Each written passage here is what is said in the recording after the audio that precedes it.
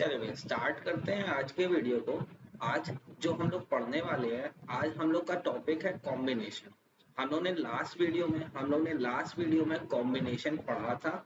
ये उसी का कंटिन्यूड पार्ट है, जिसमें हम लोग ने लास्ट पार्ट में हम लोग देखा था कॉम्बिनेशन क्या होता है, उसकी प्रॉपर्टीज क्या होती हैं। उस पर मैंने आपको 4 से 5 क्वेश्चन करवाए थे और मैंने आपसे क्या बोला था कि मैं एक ड्राइव का लिंक नीचे दे रहा हूँ डिस्क्रिप्शन बॉक्स में, जहाँ पे आपको 6 से 7 क्वेश्चंस आपके प्रैक्टिस के लिए है। और इस वीडियो में जो आज का वीडियो है उसमें हम वही 6 से 7 क्वेश्चन का जो आपको होमवर्क के तौर पे दिया था उसका डिस्कशन करने वाले हैं। और वो 6 से 7 क्वेश्चन जो होमवर्क दिए तो उसके अलावा भी 2 से 3 अच्छे क्वेश्चन है जो कि पूछे जाते हैं। आप कोई भी 11th का एग्जाम देने जाओ, आईएससी सीबीएसई या सीए सीएमए जैसे एग्जाम्स दो, या कोई भी कॉम्पिटिटिव एग्जाम्स दो जहां पे आपकी पीएनसी आती है, तो उसी वीडियो के कंटिन्यूड पार्ट से ठीक ये पार्ट 4 है, जिसमें आज हम लोग क्या डिस्कस करने वाले हैं, क्वेश्चन डिस्कस करने वाले हैं कॉम्बिनेशन पे। तो उस क्वेश्चन को डिस्कस करने से भी पहले मैं आपको बता दूं कि कॉम्बिनेशन क्या था। कॉम्बिनेशन एक तरह का सिलेक्शन प्लस अरेंजमेंट होता है। ठीक, इसमें डिनोट कैसे करते हैं, कैपिटल से सी से डिनोट करते हैं, और अगर n नंबर ऑफ आइटम्स है और r नंबर ऑफ आइटम्स को अरेंज करना है तो फॉर्मूला होता था n factorial upon n minus r का फैक्टोरियल इनटू r का फैक्टोरियल। ये फॉर्मूला होता है, ये मैंने आपको बताया था। ठीक, मैंने आपको इसकी कुछ प्रॉपर्टीज बताई थी, जैसे अगर आपको याद दिलाऊं तो आप यहाँ पे जाके देख भी सकते हो। मैंने आपको ये ऐसी स्लाइड दिखाई थी जिसमें मैंने आपको प्रॉपर्टीज की बात करी थी कि NC0 और NCN1 के इक्वल होता है NC1 और NCN-1 n के इक्वल होता है। NCR को अगर NCR जानना है तो NPR को उसके R फैक्टर से डिवाइड कर दो।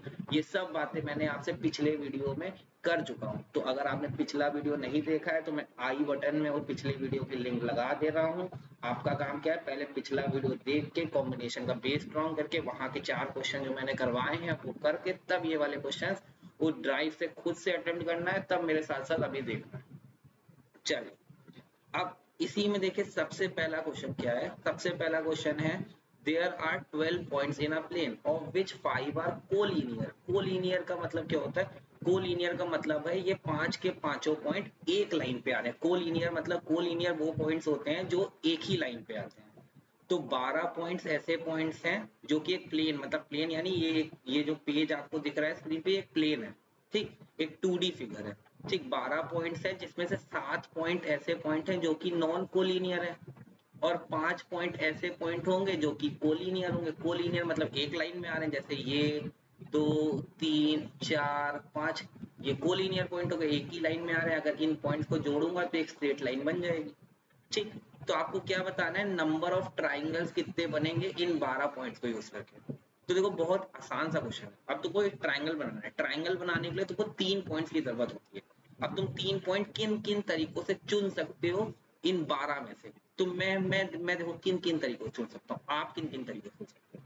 तो सबसे पहला क्या हो सकता है कि मैंने अपने एक कोलिनियर पॉइंट ले लिया, एक पॉइंट इन स्ट्रेट लाइन में जो कोलिनियर पॉइंट आ रहे हैं वो ले लिया, एक कोलिनियर पॉइंट ले लिया, 2 नॉन कोलिनियर पॉइंट ले लिया। पहला केस।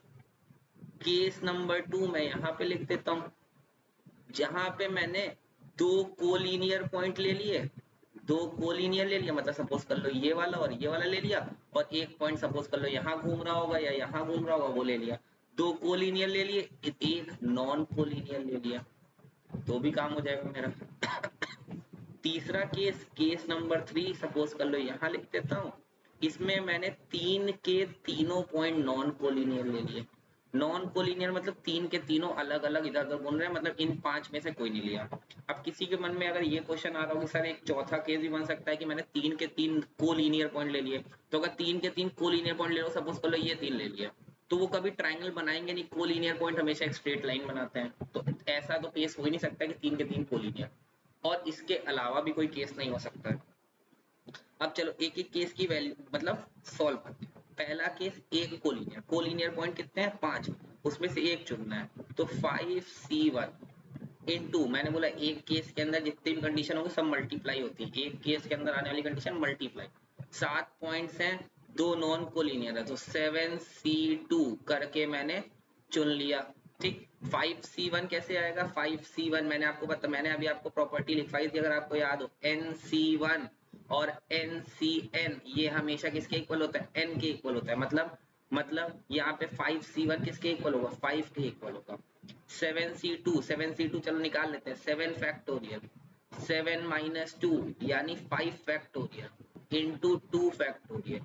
ठीक, तो कितना आ गया? 5 इंटू 7 फैक्टोरियल होता है, 7 फैक्टोरियल होता है मेरा 5040 डिवाइडेड बाय 5 फैक्टोरियल होता है मेरा 120 डिवाइडेड बाय 120। 2 फैक्टोरियल होता है 2 डिवाइडेड बाय 2, तो मेरा आ गया 21। 21 इंटू 5, 21 इंटू 5 आप भी कैलकुलेटर निकाल के कर सकते हैं। 21 इंटू 5 105 आ गया हमारा 105 पहला केस। अब करते हैं दूसरा केस। दूसरा केस सॉल्व करते हैं। दूसरे केस में हम लोग को तो दो कोलिनियर और एक नॉन कोलिनियर पढ़ना है। तो दो कोलिनियर कितने हैं? 5। तो 5C2 करके दो कोलिनियर चुनिए, एक नॉन कोलिनियर चुनना है। एक non collinear 7 non collinear point है, उसमें से एक चुनना है। तो इसका तो आंसर भैया मालूम है 7C1 7। 5C2 सॉल्व करते हैं। 5 factorial 5 minus 2 3 factorial into 2 factorial. ठीक, सॉल्व करोगे तो ये आ जाएगा आपका 10, ये आ जाएगा 10 इंटू 7 70 होता है। सॉल्व करके देखना। 5 फैक्टोरियल होता है 120, 5 फैक्टोरियल होता है 120 डिवाइडेड बाय 3 फैक्टोरियल जो कि होता है 6 डिवाइडेड बाय 2 फैक्टोरियल यानी 2, तो आ गया आपका 10। तो 10 इंटू 7 70। मेरा दूसरे केस का आंसर आ गया 70। ठीक, दूसरे केस का आंसर आ गया मेरा 70। अब चलो सॉल्व करते हैं केस नंबर 3। केस नंबर 3 क्या होगा? तीन के तीनों पॉइंट नॉन कोलिनियर है जो मेरे को लेना है। अब तीन के तीनों पॉइंट नॉन कोलिनियर है तो क्या होगा? तीन के तीनों पॉइंट नॉन कोलिनियर लेने हैं तो इसमें क्या होगा? हम लोग ने 7C3 कर दिया। 7C3 में क्या होगा? सॉल्व करो। 7C3 7 फैक्टोरियल 7 माइनस 3 4 फैक्टोरियल, ठीक, इंटू 3 फैक्टोरियल, है ना। सॉल्व करोगे तो सॉल्व करने पे लगभग ये आएगा 7 फैक्टोरियल होता है 5040 divided by 4 factorial that is 24 divided by 6 होता है 35। यहाँ तक किसी को, यहाँ तक आपको दिक्कत हो तो बताएं, यहाँ तक अगर आपको दिक्कत हो तो बताएं। ठीक, हमारे तीनों केस का आंसर आ गया। अब क्या करेंगे? तीनों केसेस हमेशा ऐड करते हैं, तो केसेस को चलिए ऐड कर लेते हैं। अगर मैंने केसेस को ऐड किया तो क्या आया? पहला केस 105 प्लस 70 प्लस मेरा क्या हो गया 35, ऐड करो। 105 प्लस 35 हो गया 140, 140 प्लस 70 हो गया 210। यही मेरा आंसर आ गया पहले क्वेश्चन का। कोई दिक्कत नहीं, 210 मेरा आंसर है, कोई दिक्कत नहीं। इजी सा क्वेश्चन है। 12 पॉइंट थे, 5 कोलिनियर थे तो 7 नॉन कोलिनियर होंगे। मैंने तो इसके लिए मैंने 3 केसेस बना लिए। Case 1 1 collinear 2 non collinear, case number 2 2 collinear 1 non collinear, case 3 3 के तीनों नॉन। चलिए, उम्मीद करता हूँ आपको ये क्वेश्चन समझ में आया होगा। ठीक, अब बढ़ते हैं दूसरे क्वेश्चन पे। ये क्वेश्चन कब समझ में आया एक बार रिवाइंड करके भी देख सकते हो, या चलो रुकते हैं आगे बढ़ते हैं। ठीक, और दूसरा क्वेश्चन करते हैं, देखो और समझ में आएगा। ठीक, लेकिन इसके लिए मैं फिर बोल रहा हूँ कि अगर आपने पिछला वीडियो नहीं देखा है तो आपको क्वेश्चन थोड़े कम समझ में आएंगे। तो अगर कम समझ में आ रहा है तो एक बार पिछला वीडियो दोबारा से देखो। ठीक, अगर स्टिल कोई डाउट होता है तो मेरा नंबर आपके डिस्क्रिप्शन में पड़ा हुआ है, आप मेरे को व्हाट्सएप कर सकते हो, पर्सनली कॉल करके आप डाउट भी पूछ सकते हो। ठीक, चलिए अब आते हैं दूसरे क्वेश्चन पे। क्या है? A person has 8 friends. The number of ways in which he may invite one or more of them to a dinner is। परसों मैंने आपको अभी एक वीडियो दी, परसों डाला था। ठीक, उसमें पार्ट 3 जो कि कॉम्बिनेशन पार्ट 3 है, उसमें यही बात, यही सेम टू सेम क्वेश्चन था। ठीक, वहां पे एक पर्सन है, उसके 5 दोस्त हैं। यहाँ पे एक पर्सन है, उसके 8 दोस्त हैं। ठीक, उसको एक या एक से ज्यादा लोगों को पार्टी में बुलाना है। तो क्या क्या केसेस बन सकते हैं? कि वो हो सकता है सर एक ही लोगों को बुलाए 8 में से, सर ये भी हो सकता है कि वो 2 को बुलाए, सर ये भी हो सकता है कि वो 3 को बुलाए, हो सकता है सर वो 4 को बुलाए, हो सकता है वो सर 5 को बुलाए, हो सकता है वो सर 6 को बुलाए, है ना, हो सकता है वो सर 7 को बुलाए, हो सकता है सर 8 के 8 को बुलाए। अब किसी के मन में ये क्वेश्चन चल रहा होगा कि सर क्या इतने सारे केसेस एग्जाम में बैठ के लिखने पड़ेंगे? तो मैंने कहा था कि अगर आपको इतने सारे थोड़ा आलसी हो, ठीक, थोड़ा आलसी हो और थोड़ा आलसी भी कह सकते हैं, थोड़ा स्मार्ट हो, तो मैंने आपको याद करो पिछले वाले वीडियो में क्या बताया था, प्रॉपर्टी बताए थे जिसको मैंने नाम भी दिया था प्रॉपर्टी को, ब्रह्मास्त्र प्रॉपर्टी। क्या देखो ये प्रॉपर्टी थी कि NCR 1 से लेके अगर n तक जा रहा है और NCR है तो उसका सीधा सीधा आंसर होता है 2n-1। ठीक, यही प्रॉपर्टी को मैंने एक्सप्लेन किया था। तो मैंने बोला था कि अगर ऐसे ही क्वेश्चन दे रखा हो जहां पे बहुत सारे केसेस बन रहे हो 1 से लेके n तक, मतलब 1 से लेके 8 तक, n यहाँ पे 8 है तो 1 से लेके 8 तक सारे केसेस आ रहे हो, तो सीधा सीधा इतने सारे केसेस सॉल्व करने से अच्छा है इसका आंसर होता है 2 की पावर n-1।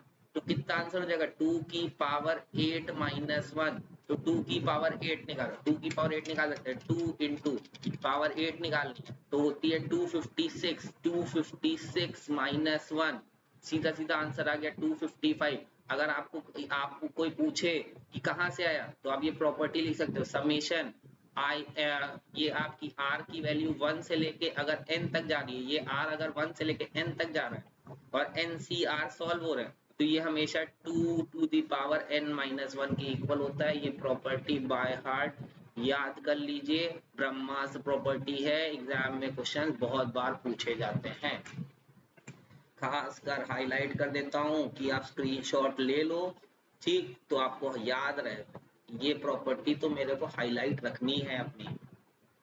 ठीक, अब चलते हैं दूसरे क्वेश्चन पे। अब ये क्वेश्चन मेरा भैया सुपर 30 पिक्चर का क्वेश्चन है। सुपर 30 पिक्चर में ऋतिक रोशन नए क्वेश्चन पूछता है। ठीक, देखिए मैंने इसलिए फोटो भी लगाई है, प्रतिभा दिए हैं पर साधन नहीं दी है। ठीक, उसने क्वेश्चन दिया है पर क्वेश्चन सॉल्व करने का साधन नहीं दिया है। ठीक, उसने क्वेश्चन तो पूछा था पिक्चर में, मूवी में, पर उसने उसका सोल्यूशन नहीं दिया था, सीधा सीधा उसका आंसर मिल गया था उसको लास्ट में मूवी के।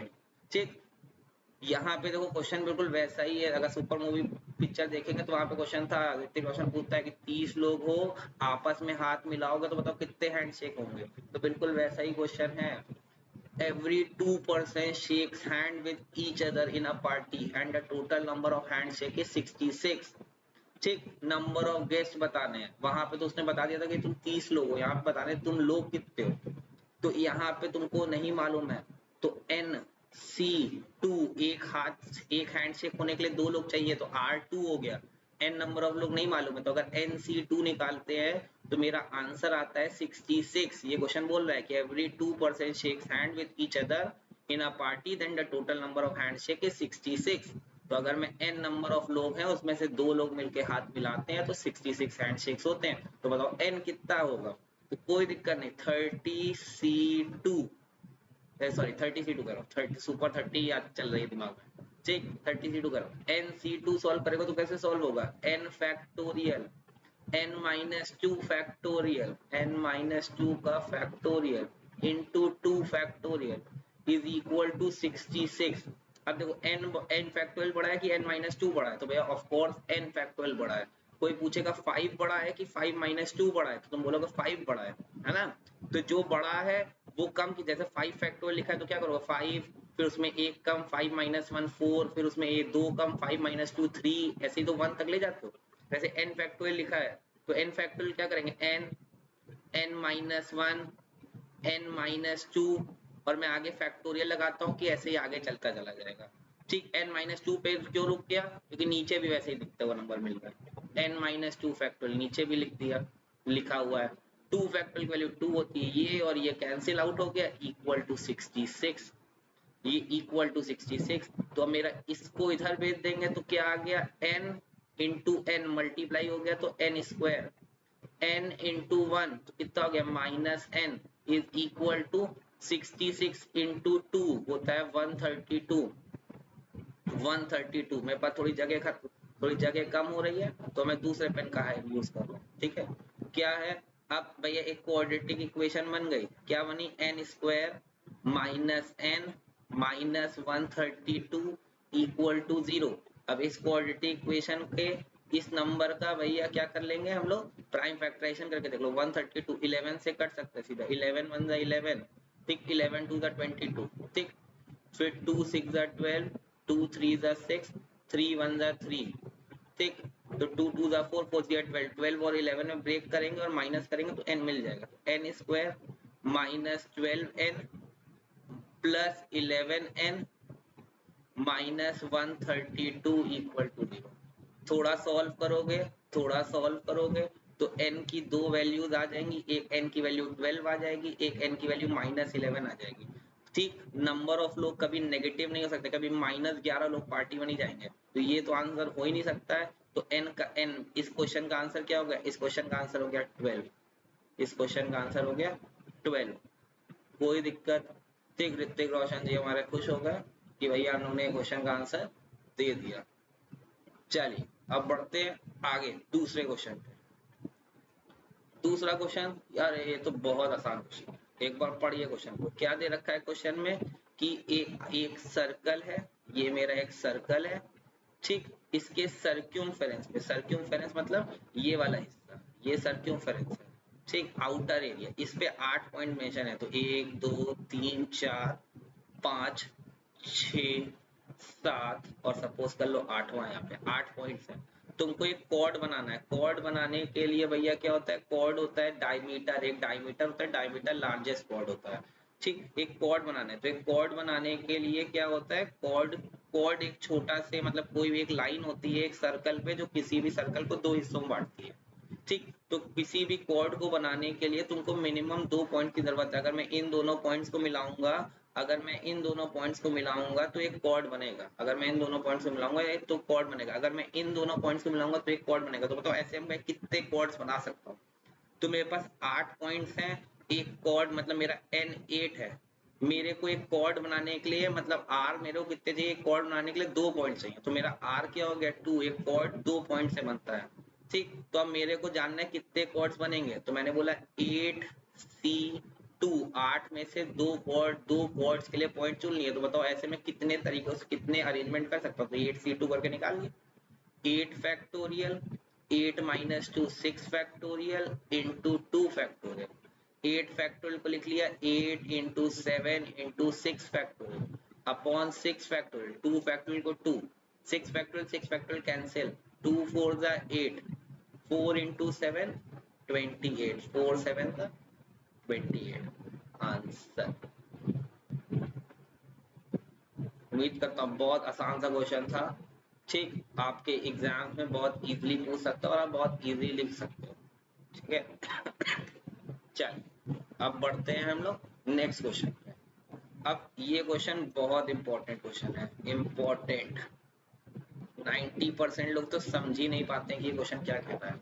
क्या कह रहा है question? A supreme court has given 6-3 decisions upholding the lower court. एक सुप्रीम कोर्ट है, वहां पे 6-6-3, इस लाइन का मतलब है उसने टोटल 9 डिसीजन किए हैं, जिसमें से 6 डिसीजन भैया मेरे फेवर में है, या 6 डिसीजन अनफेवर में है, और 3 फेवर में है। अब जैसा तुम मानना चाहो, ठीक। 6 डिसीजन, उसने टोटल 9 डिसीजन दिए, जिसमें 6 डिसीजन फेवरेबल डिसीजन है, 3 डिसीजन अनफेवरेबल है, ठीक। सुप्रीम कोर्ट के जज, number of ways it can give a majority decision reversing the lower court. अब बताओ कितने तरीके होंगे कि भैया डिसीजन रिवर्स हो जाएगा। डिसीजन रिवर्स कब होगा? जब ये 9 लोग हैं, ये 9 लोग हैं, जैसे एक मेरा केस चल रहा है, ठीक, सुप्रीम कोर्ट में, ठीक। वहां पे 9 जजेस का पैनल बैठा है, 6 लोग मेरे फेवर में, 3 लोग मेरे अनफेवर में। अब तुमको बताना है कितने तरीके ऐसे होंगे कि मेरा जो डिसीजन सुप्रीम कोर्ट ने दिया है या लोअर कोर्ट ने जो डिसीजन दिया है वो रिवर्स हो जाए। इन 9 जजेस अगर सुप्रीम कोर्ट में है, ये जो 6-3 है ये जजेस के लिए है, वहां के जजेस के लिए है, ठीक। कि 6 जजेस मेरे फेवर में है, 3 लोग अनफेवर में है। तो अब सुप्रीम कोर्ट केस गया लोअर कोर्ट से, वहां पे अब तुमको डिसीजन को रिवर्स करना है। तो अब रिवर्स कब होगा? कोई भी चीज रिवर्स, कोई भी डिसीजन रिवर्स कब होता है? जब मेरे साथ मेजोरिटी होती है। और मेजोरिटी कब होती है? मेजोरिटी तब होती है जब हम लोग भैया मोर देन 50% चीजें होल्ड कर रहे होते हैं, मोर देन 50% चीजें होल्ड कर रहे होते हैं। तो 9 जजेस हैं, 9 जजेस हैं, तो 50% जजेस मेरे साथ होने चाहिए, 50% से ज्यादा। तो मैंने बोला मेजोरिटी कब कब होगी? जब मेरे पास 9 में से 5 लोग मेरे साथ होंगे, तो 9 में से 5 लोग मेरे साथ होंगे, 9 3 5 करके।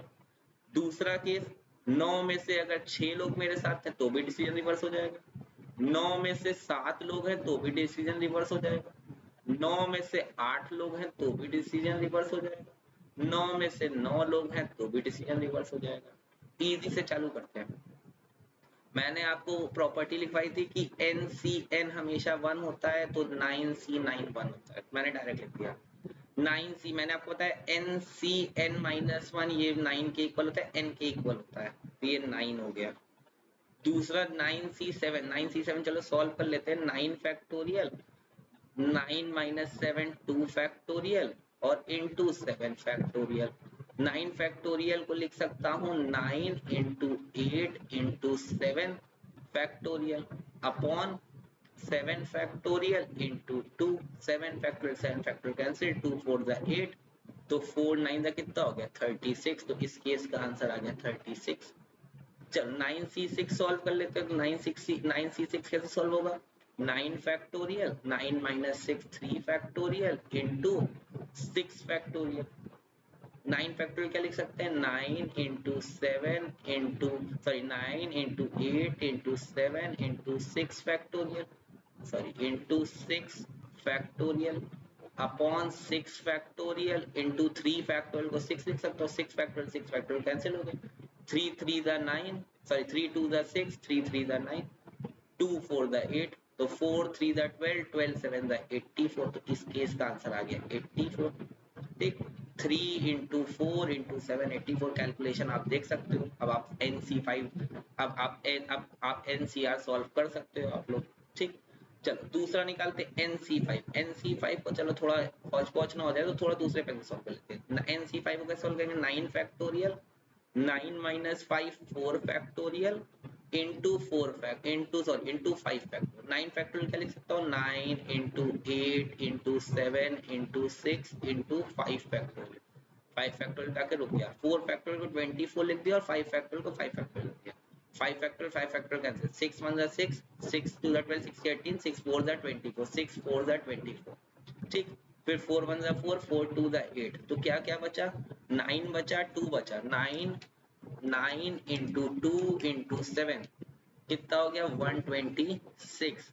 ऐड कर लो 126, 84, 36, 9 और 1, किसको किसको ऐड करना है? 126, 84, 36, 9 और 1 ऐड करो। 126, 84, 36, 9 और 1, मेरा आंसर आ गया 256। 256 पॉसिबल आउटकम्स होंगे, 256 पॉसिबल वेज होंगे जिससे एक सुप्रीम कोर्ट में अगर डिसीजन जाएगा, मेजोरिटी 7 होगी तो डिसीजन रिवर्स हो जाएगा। ठीक, कम समझ में आया? फिर से देखो, एक सुप्रीम कोर्ट है, वहां पे डिसीजन को रिवर्स करना था, वहां पे डिसीजन को रिवर्स करना था जिसको लोअर कोर्ट में दिया है। सुप्रीम कोर्ट में 6-3 जजेस हैं या 6-3 डिसीजन दिए जा रहे हैं। ठीक, 6-3 का यहाँ पे मतलब है कि वो जजेस को शो कर रहा है। 6-3 यहाँ क्या शो कर रहा है? जजेस को शो कर रहा है। मतलब 6 जजेस फेवरेबल है, फेवर में है मेरे, 3 जजेस अनफेवर में। अब इस डिसीजन को रिवर्स करना है, मतलब टोटल 9 जजेस का पैनल है।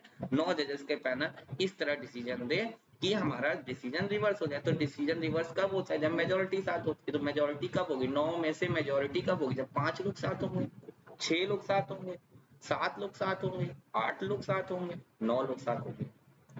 तो 9C5 करके मैंने सबसे पहला ये निकाल लिया। फिर 9C6, 9C7, 9C8, 9C9।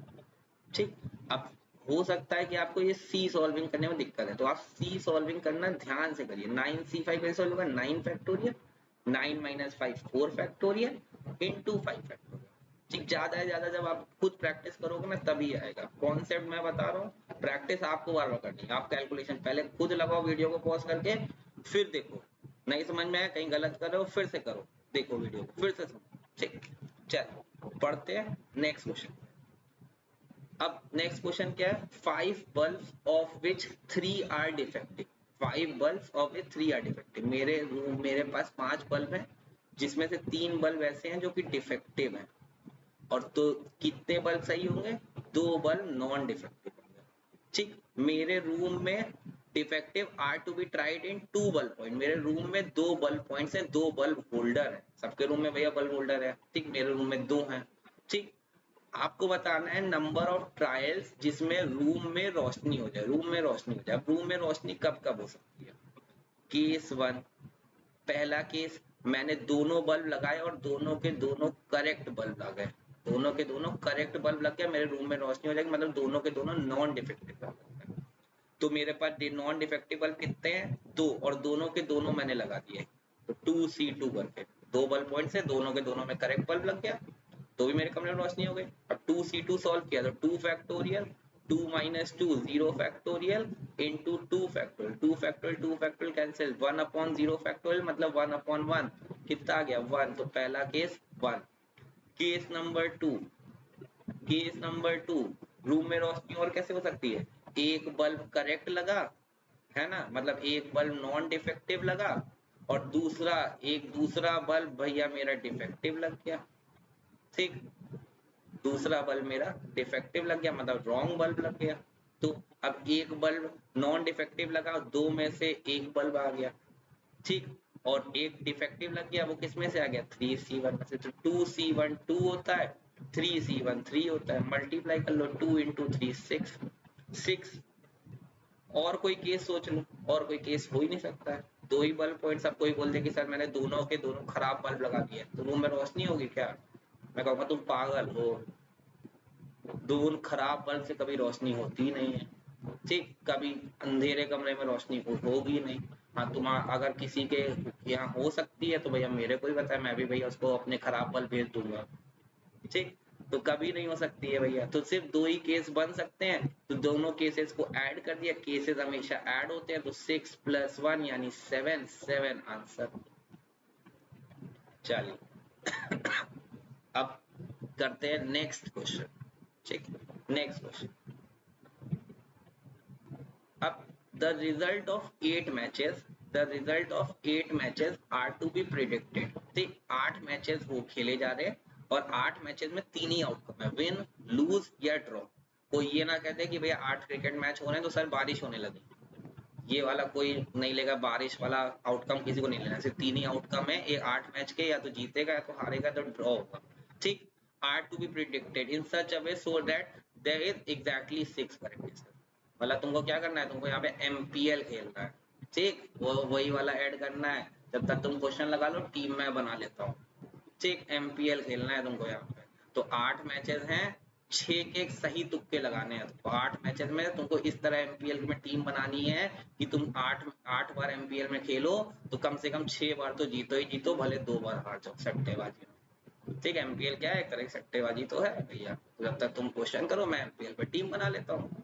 ठीक, नहीं भैया, कोई बोलेगा सर नहीं नहीं नहीं नहीं रुक जाइए, टीम विम ना बनाइए, अभी क्वेश्चन कर दीजिए, है ना। तो चलो क्वेश्चन ही कर देते हैं। 8 मैचेस हैं, 6 करेक्ट गैस देने हैं, 6 करेक्ट गैस देने हैं। तो पहले तो वो 6 मैचेस चुन लो, कौन से वो 6 मैचेस होंगे जिसके मैं सही तुक्के लगा पाऊंगा। ठीक, वो कौन से होंगे, तो 8C6 करके मैंने वो चुन लिया। ठीक, अब जो 6 मैचेस चुने, ठीक है, 6 मैचेस चुने और इनका सही तुक्का इनका सिर्फ एक ही होगा, विन लूज या ड्रॉ। मैंने सपोज कर लो 6 के 6 मैचेस मैंने विन किए होंगे, वही मेरा सही तुक्का है। तो उन 6 मैचेस को सही तुक्का क्या हो गया, 1 की पावर 6।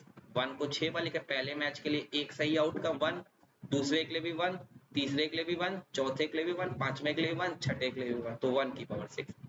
अब बचे हुए दो मैचेस, ये 6 हो गए, बचे हुए 2 मैच में गलत तुक्के भी देने हैं। ठीक, उनको छोड़ मत देना, उनके साथ भी तो गेम खेलना है। तो अब जो 2 मैचेस बचे, अब जो मेरे 2 मैचेस बचे, ये तो 8C6 करके मैंने भैया 6 मैचेस चुन लिए। ठीक, 6 मैचेस चुनने के बाद हर मैच का एक सही आउटकम है, तो 1 इंटू 1 इंटू 1 इंटू 6 बार लिखने से अच्छा है मैंने 1 की पावर 6 लिख दिया। अब 2 मैचेस बचे, अभी भी 2 मैचेस बचे, अभी भी मेरे पास 2 बॉक्सेस बचे हैं। 2 बॉक्सेस में या तो लूज आ सकता है तो ड्रॉ आ सकता है, क्योंकि विन तो आ ही नहीं सकता है। ठीक, विन सही तुक्का है, लूज या ड्रॉ आ सकता है, सपोज कर लो।